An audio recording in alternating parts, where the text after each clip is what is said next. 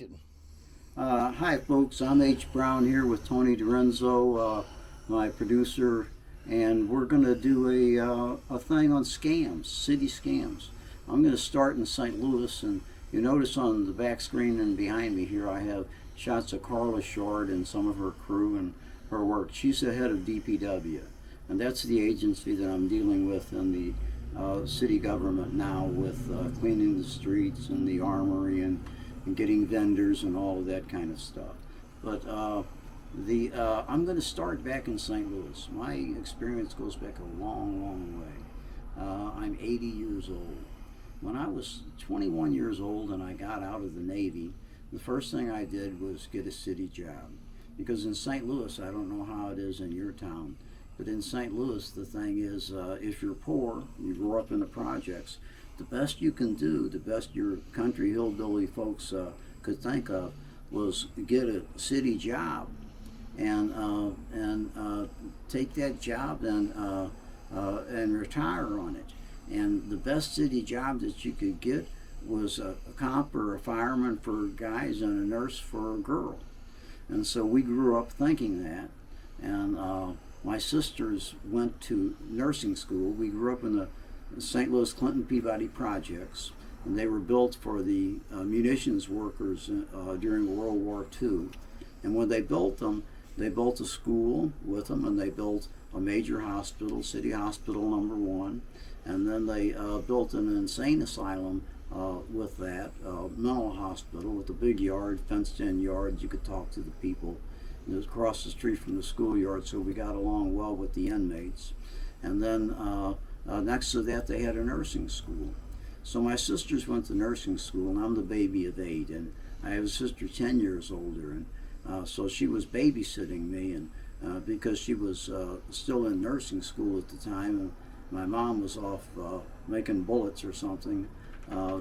She would bring me in and leave me in the emergency room, and so here I am, I don't know, 8-year-old kid in the emergency room of a major hospital in St. Louis, watching all these ambulances come in with gunshot wounds and stabbings and all kinds of crap like that and junk going on.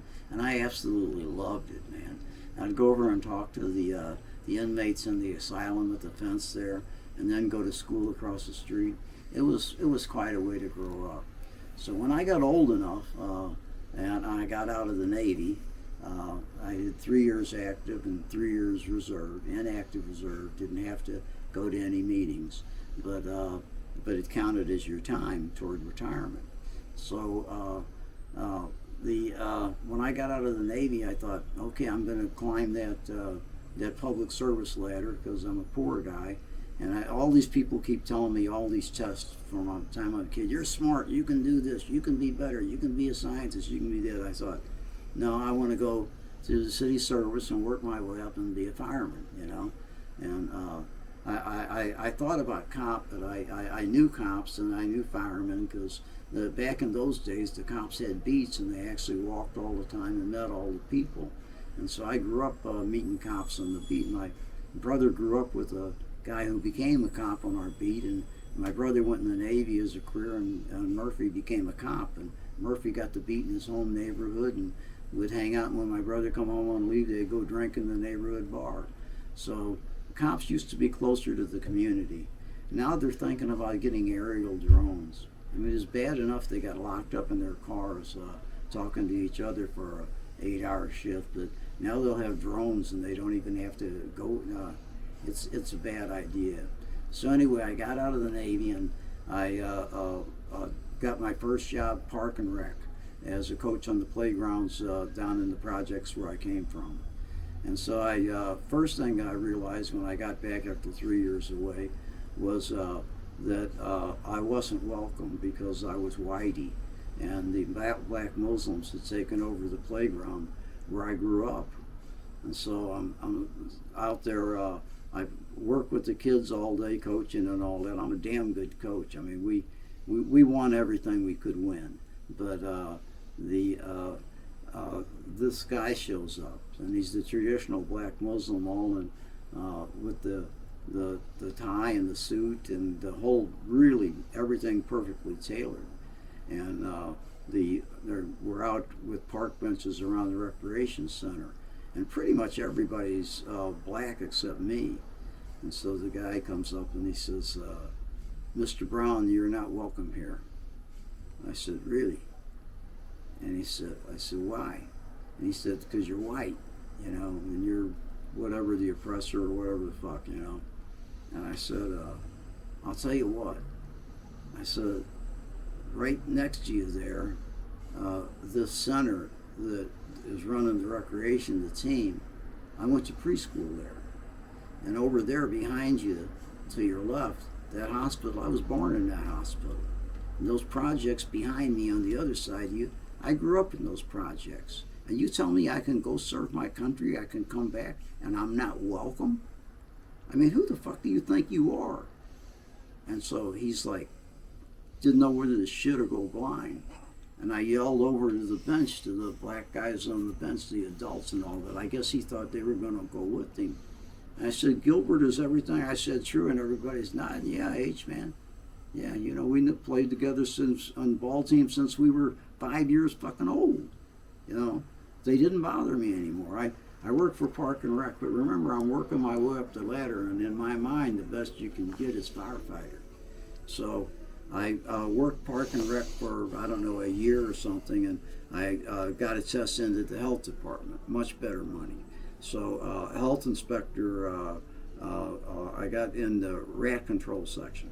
So you go out and inspect the worst buildings and find rats and cite them, and then give the people a notice, and then the notice follows another notice, follows another notice. It's kind of like anywhere, you're beating a dead horse, especially if it's a vacant building or whatever, and there's all these straw parties and people hiding from responsibility, which is a good place to buy property, but that's another story.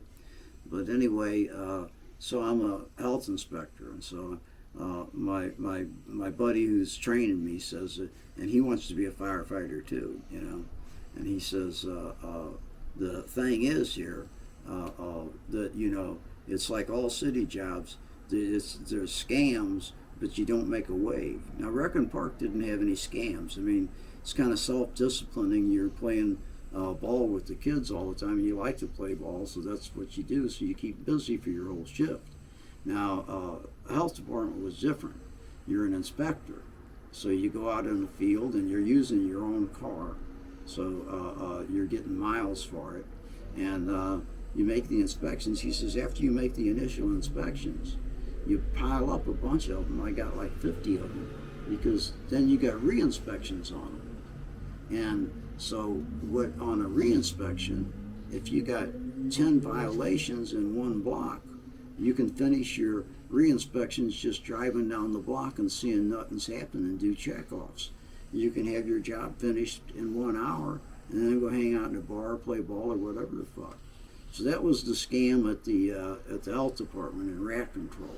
So I wanted to push on. I'm aiming for that firefighter slot, remember? So I always was taking city tests, always took city tests, and I was always in the top 3 and usually number 1 on any of them. I take tests well.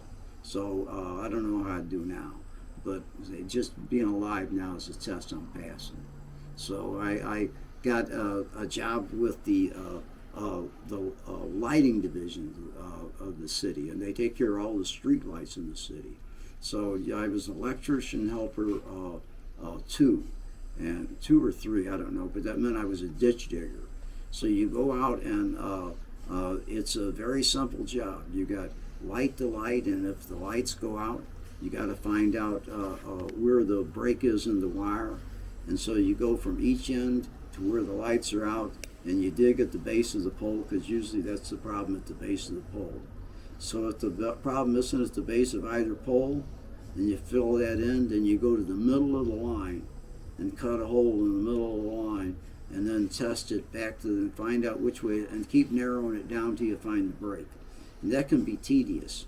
And the wire you're working with is a 100-year-old electrical wire that's heavy-duty copper, and it's wrapped in lead, which is wrapped in steel, I guess it is, but coil wrap. and so that's a tough piece of gear there. But they were you didn't run into those very often because usually they had switched the lines over to a small neoprene line, a really small thing that was easy to work with. But they left the old wire in, and this stuff running, God knows how many miles of it, but from back when the city was doing the World's Fair in 1904, I don't know, whenever they electrified. But that stuff was left in the ground all over the city. Okay, so what the scam was there is that you go out and you do your jobs, and if you do 2 or 3 jobs a day, that can be a lot. It depends on the extent of how many breaks, where they are, and all kinds of junk like that.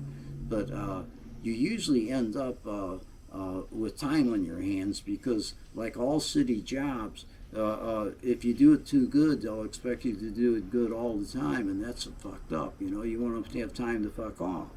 So with the lighting division, the fuck off time was we'd go to parks and play softball, or else we'd play cards. I played a million games of hearts in that truck with a 4-man truck. Now, a 4-man truck, 2 were thieves and 2 were not. Okay, I was not a thief. The electrician was not a thief. The driver was a thief, and the other laborer was a thief. I say that lightly because it's the hardest job of thieving that I ever heard of that they used to do. But what they did was they would go out and we'd fix the cuts in the wires or the breaks and all that. And then the rest of the day, these 2 guys, they would dig up the old copper wire wrapped in lead, wrapped in steel, and roll it in these big bundles, and which weighed, I don't know, a couple 100 pounds, a lot, and put them on the back of the truck. And then when we got to our yard, they switched them to their private vehicle, and then our truck, and then take it to the junkyard and sell it. One of the foremen built a really nice, incredible fucking house out of that shit. But the thing is, you're out there working your ass off, there, and people are thinking, boy, them guys are working hard. Look how hard they're working. They're getting rid of that whole line and all this shit. And they were stealing it, you know. Okay, so we get out of that. So I pass. I'm taking. I go down to take the test for the firefighter. I'd done that before, and the cop. Couldn't be a firefighter or a cop. Why would somebody like me not be able to be a firefighter or a cop? I'm smart as hell. I'm strong. I've got all kinds of shit going on. What's my problem? Tony, tell him my problem. What's your problem? You drink? No, I don't know. Fuck no. Fireman, copter, too short. Oh. Too short. They had a 5'8" limit then, and I was 5'5" and a half, stretching it. Mm-hmm. So I just wasn't going to get tall enough. But you walk across the city line to the suburbs, and they have no limit. I mean, they hire hillbillies straight out of the hills. I was one generation out of the hills, but they didn't have any limit. The county had never made a limit. So I went to a little town called Webster. And in between that time, I had been accepted to go from the lighting division to go. I had passed the test, of course, and to the water department, which was even a better step up. But I got the firefighter job finally at Webster Groves in 1971. So I was there for 5 years, and there's no scam in firefighting. Any firefighting unit in the world, first thing you learn in firefighting is a pretty important thing. You learn what an emergency is. An emergency is if you fuck up, somebody dies. Everything else is just various levels of inconvenience. So you learn that in firefighting. But firefighting is all about and where I worked, you're either in the morning, you go out and you practice and you work and you do the same thing over and over and over. The afternoons are yours. But if you want to stay up to anything at all, you better be taking tests, you better be working out with weights, you better be staying straight. because I've been in firehouses where guys, half of them were the worst racist whatever in the world, and then you turn around, you watch them give mouth-to-mouth resuscitation, sucking vomit out of the throat of a black baby. You know, the guys do their job. You know, whatever they're ranting at in the firehouse, they do their job. The fire service in San Francisco now, switching to San Francisco, I'm bringing this up because I want. I'm wondering what the scams are at DPW. I'm finding this morning I went to check out a stretch of piss-stained sidewalk that I've been complaining about for a couple of months, and the city workers not only will not do it, but they'll show up and empty the tank of water that they're supposed to be power washing this on across the street on sidewalk, just useless. So I'm thinking, if they're that bad on the bottom, what's happening beyond them? In St. Louis, I mean, they were stealing everything that they could get their hands on. Is the same is DPW, if they're corrupt, if they aren't working on the street level, it doesn't matter how many millions of dollars you give them, they're not going to get it done. If the supervisor's great, we'll hire more people, we'll get more equipment, we'll get that. If the person on the ground's not working, you're fucked. Now, a lot of people in DPW, I've seen some of the best concrete work I've ever seen done by DPW crews. And they do great, and I'm sure that, like the cops, that most of them are good. But it's not working on the street level. It's not clean at all. And it's the DPW. And now they're hiring extra workers because it's an election year, and they're all over this place like fucking ants, you know. They're over lots because Skippy and I already cleaned. But the DPW, when you get something like, if you got a 311 number, if you got a number on something as serious as a urine and feces contamination, and they're weeks and they're not doing it, they're getting by with it. That means that their supervisors are letting them get by with it. Because I'm putting in the order at the top. And I'm coming in as a journalist through the PR person. And when she says something, passes it down, it should get done, you would think. Now, planning department was different. Planning department went right by the book, right up and down, and they got a fence encasement that had been around the bottom of that armory for the 9 years I've been here. Half of the time there was scaffolding. In the last 4 years, the scaffolding was gone, but the stuff to keep the people off the scaffolding was still there, and it was like cages all around the bottom of it. So I came at them last year, and planning got them inspected it, agreed.